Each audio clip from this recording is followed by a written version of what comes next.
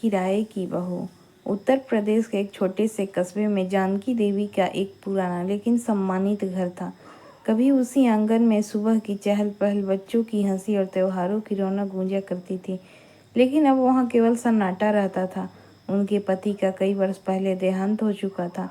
इकलौता बेटा आदित्य पढ़ाई के बाद महानगर में नौकरी करने लगा। शुरुआत में वह हर रविवार माँ से घंटों बात करता था। फिर फ़ोन कम होते गए और अब कई महीने बीत जाने जाते, ना कोई फ़ोन आता और न ही घर आने की फुर्सत मिलती। जानकी देवी हर बार लोगों से यही कहती, मेरा बेटा बहुत बड़ा अधिकारी बन गया है, काम से छुट्टी ही नहीं मिलती। यह कहते समय उनके चेहरे पर मुस्कान होती, लेकिन जैसे ही लोग चले जाते वही मुस्कान आंसुओं में बदल जाती। हर शाम वह घर के बाहर चारपाई डालकर सड़क की ओर देखती रहती, मानो अगले ही पल उनका बेटा सामने से आता दिखाई देगा। एक दिन अचानक उन्हें तेज चक्कर आया और वह दरवाजे पर ही गिर पड़ी। पड़ोस के रामदयाल काका ने उन्हें अस्पताल पहुंचाया। डॉक्टर ने जांच के बाद कहा, इनकी बीमारी से ज़्यादा इनका अकेलापन खतरनाक है। इन्हें दवाइयों के साथ किसी अपने की भी ज़रूरत है। यह बात जानकी देवी ने भी सुन ली, लेकिन उन्होंने कुछ नहीं कहा। अगले दिन अस्पताल में एक लड़की रोज़ की तरह मरीजों को खाना बांट रही थी। उसका नाम मीरा था। वहाँ एक सामाजिक संस्था से जुड़ी हुई थी जो अकेले रहने वाले बुजुर्गों की देखभाल करती थी। मीरा जब जानकी देवी के पास पहुँची तो उसने मुस्कुराकर कहा, अम्मा जी, पहले खाना खाइए फिर दवा लीजिए। बरसों बाद किसी ने उन्हें इतने अपनापन से अम्मा जी कहा था। उनकी आंखें भर आई। मीरा ने धीरे से उनका हाथ थाम लिया। उसने नहीं पूछा कि घर में कौन है और कौन नहीं, बस चुपचाप उनकी सेवा करती रही। 3 दिन बाद जब जानकी देवी अस्पताल से घर लौटी तो फिर वही सन्नाटा उनका इंतज़ार कर रहा था। 2 दिन बाद संस्था की ओर से मीरा हालचाल पूछने उनके घर आई। उसने देखा कि रसोई में बर्तन वैसे ही पड़े हैं और जानकी देवी ने ठीक से खाना भी नहीं खाया। उसने बिना कुछ कहे रसोई साफ की, खिचड़ी बनाई और उन्हें अपने हाथों से खिलाया। जाते जाते उसने कहा, अम्मा जी, अगर कभी ज़रूरत हो तो मुझे बुला लीजिएगा। उस रात जानकी देवी बहुत देर तक सोचती रही। अगले दिन उन्होंने संस्था में जाकर अनुरोध किया, यदि संभव हो तो मेरा कुछ महीनों के लिए उनके साथ रह जाए। संस्था के नियम के अनुसार तय मानदेय पर अनुमति दे दी। तब मीरा उसी घर में रहने लगी। सुबह वह तुलसी पर जल चढ़ाती, आंगन बुहारती, जानकी देवी के बालों में तेल लगाती और शाम को उनके साथ बैठकर पुरानी यादें सुनती। कुछ ही दिनों में वह सूना घर फिर से जीने लगा, लेकिन कस्बे में लोगों की जुबान भी चलने लगी। कोई कहता, देखो पैसे देकर बहू रख ली है। कोई हंसकर बोलता, आजकल किराए की बहू भी मिलने लगी है। मीरा हर ताना सुनकर भी मुस्कुरा देती, क्योंकि उसके लिए वह नौकरी नहीं, किसी माँ की सेवा थी। उधर शहर में बैठे आदित्य के कानों तक भी यह बात पहुँच गई कि उसकी माँ के घर कोई अनजान लड़की रह रही है और पूरा कस्बा उसे किराए की बहू कह रहा है। उसने बिना पूरा बात जाने गुस्से में छुट्टी ली और उसी रात गांव के लिए निकल पड़ा। उसे नहीं पता था कि इस बार घर पहुंचकर जो सच उसके सामने आएगा वह उसकी ज़िंदगी हमेशा के लिए बदल देगा। आदित्य अगली सुबह बिना किसी को बताए घर के दरवाजे पर पहुंचा। जैसे ही उसने आंगन में कदम रखा, उसकी नज़र सबसे पहले मीरा पर पड़ी। वह जानकी देवी को अपने हाथों से नाश्ता खिला रही थी और बड़े प्यार से कह रही थी, अम्मा जी, पहले 2 बार और खा लीजिए, फिर दवा दूंगी। यह दृश्य देखकर आदित्य के मन में उठे गुस्से ने उसे सच देखने नहीं दिया। उसने ऊंची आवाज़ में कहा, बस बहुत हो गया। यह नाटक, कौन हो तुम और किस हक से मेरे घर में रह रही हो? मीरा एक पल के लिए चुप रह गई। उसने शांति से कहा, मेरा नाम मीरा है, मैं संस्था की तरफ से, लेकिन आदित्य ने उसकी बात बीच में ही काट दी। मुझे कोई सफाई नहीं चाहिए, जितने पैसे चाहिए ले लो और अभी इसी वक्त इस घर से चली जाओ। जानकी देवी घबरा गई। उन्होंने कांपती आवाज में कहा, बेटा पहले पूरी बात तो सुन ले। लेकिन आदित्य का गुस्सा शांत होने का नाम नहीं ले रहा था। उसकी ऊंची आवाज़ सुनकर आसपास के लोग भी इकट्ठा हो गए। कुछ लोग तमाशा देखने लगे, कुछ मीरा को दोष देने लगे। मीरा ने किसी से बहस नहीं की। उसने अपने कमरे में जाकर अपना छोटा सा बैग उठाया, जानकी देवी के चरण छुए और बोली, अम्मा जी, अगर मेरी वजह से आपको कोई तकलीफ हो रही है तो मैं चली जाती हूँ।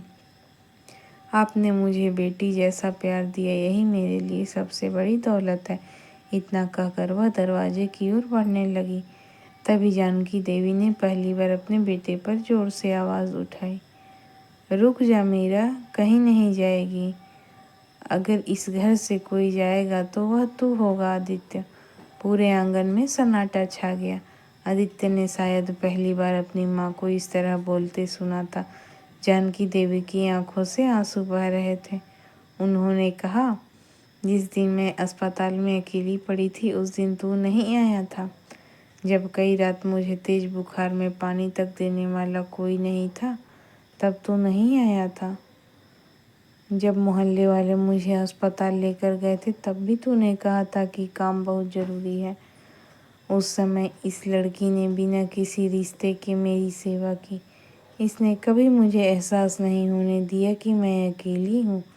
आदित्य के चेहरे का रंग उड़ने लगा।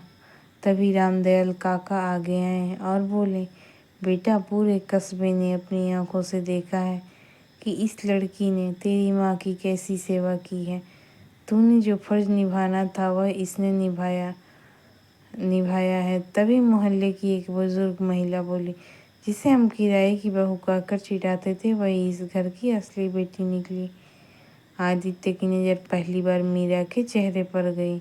वहाँ न कोई शिकायत थी, न कोई गुस्सा, बस सम्मान और चुप्पी थी। उसने देखा कि मीरा के हाथ पर जलने का एक ताज़ा निशान था।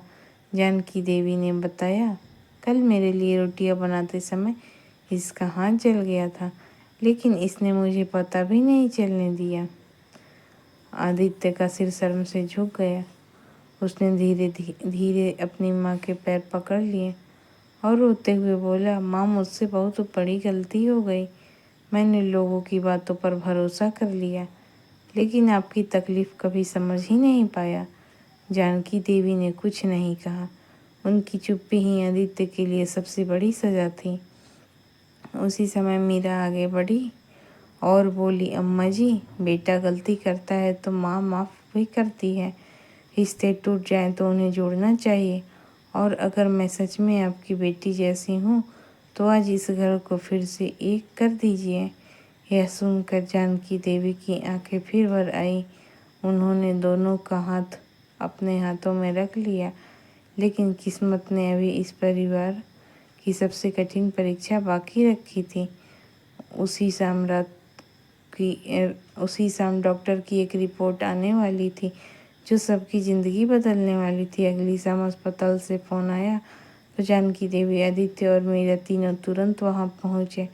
डॉक्टर ने रिपोर्ट देखते हुए गंभीर आवाज़ में कहा, घबराइए मत, लेकिन अब जानकी देवी को पूरा आराम, समय पर दवा और सबसे ज़्यादा अपने लोगों के साथ की ज़रूरत है। अगर इन्हें फिर से अकेला छोड़ दिया गया तो इनकी तबीयत बिगड़ सकती है। डॉक्टर की बात सुनकर आदित्य की आंखें झुक गई। उसे याद आने लगा कि कितनी बार माँ ने सिर्फ उसकी आवाज़ सुनने के लिए फ़ोन किया था और उसने यह कहकर कॉल काट दिया था कि अभी मीटिंग में हूँ। अस्पताल से लौटते समय पूरे रास्ते किसी ने एक शब्द भी नहीं कहा। घर पहुंचकर आदित्य माँ के कमरे में गया। उसने अलमारी खोली तो अंदर एक पुराना लोहे का बक्सा रखा था। बक्से में उसके बचपन की किताबें, स्कूल की ट्रॉफियाँ, पहली नौकरी का नियुक्ति पत्र, बचपन की तस्वीरें और उसके हर जन्मदिन पर माँ द्वारा लिखे गए छोटे छोटे पत्र रखे थे। एक पत्र पर लिखा था, बेटा जब तू बहुत बड़ा आदमी बन जाएगा तब भी कभी अपनी माँ को अकेला मत छोड़ना। मुझे तेरे पैसों की नहीं, तेरे साथ की ज़रूरत होगी। यह पढ़ते ही आदित्य की रुलाई फूट पड़ी। उसे समझ आ गया कि माँ ने कभी उससे कुछ मांगा ही नहीं, बस थोड़ा सा समय चाहा था। अगले दिन उसने अपने दफ्तर में तबादले के लिए आवेदन कर ताकि वह अपनी माँ के पास रह सके। नौकरियों में कुछ सुविधाएं कम हो जाती, लेकिन इस बार उसने बिना सोचे फैसला कर लिया। कुछ दिन बाद उसका तबादला पास के शहर में हो गया। अब वह रोज़ शाम घर लौटने लगा। जानकी देवी के चेहरे पर फिर वही पुरानी मुस्कान लौट आई। मोहल्ले वाले भी अब मीरा को किराए की बहू नहीं, जानकी देवी की बेटी कहकर बुलाने लगे। एक दिन संस्था से मीरा को दूसरे शहर जाने का आदेश मिला। वह चुपचाप अपना सामान बांधने लगी। जानकी देवी ने पूछा, बेटी क्या हुआ? मीरा ने मुस्कुराकर कहा, अम्मा जी, संस्था ने मुझे दूसरी जगह भेज दिया है, अब मुझे जाना होगा। यह सुनते ही जानकी देवी की आंखों से आंसू बह निकले। आदित्य भी कुछ पल तक चुप खड़ा रहा। फिर उसने संस्था के संचालक से बात की और कहा, आज तक मीरा इस घर में नौकरी करने आई थी, लेकिन अब हम इसे किसी नौकरी पर नहीं रखना चाहते। अगर यह तैयार हो तो हम इसे इस घर का स्थायी सदस्य बनाना चाहते हैं। मीरा यह सुनकर हैरान रह गई। उसने कहा, मैंने तो सिर्फ अपना कर्तव्य निभाया है। जानकी देवी ने उसका हाथ पकड़कर कहा, बेटी, रिश्ते खून से नहीं, अपनापन निभाने से बनते हैं। जिस दिन तूने मुझे अम्मा जी कहा था, उसी दिन तू मेरे दिल में बस गई थी। पूरे मोहल्ले के सामने जानकी देवी ने मीरा के सिर पर चुनरी रखी और कहा, आज से यह मेरे किराए की बहू नहीं, मेरे घर की बेटी है। यह सुनकर वहां खड़े हर व्यक्ति की आंखें नम हो गई।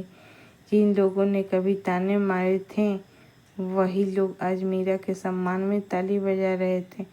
आदित्य ने सबके सामने हाथ जोड़कर कहा, मैंने रिश्तों की कीमत बहुत देर से समझी। अगर मीरा इस घर में नहीं आती तो शायद मैं अपनी माँ को हमेशा के लिए खो देता। उस दिन पूरे कस्बे ने एक बात सीखी कि घर ईंट और पत्थरों से नहीं, बल्कि प्रेम, सम्मान और अपनापन से बनता है। किराए पर कोई इंसान मिल सकता है, लेकिन सच्चा रिश्ता कभी किराए पर नहीं मिलता। वह तो दिल जीतकर कमाया जाता है। धन्यवाद दोस्तों। अगर कहानी पसंद आई हो तो चैनल को सब्सक्राइब करें।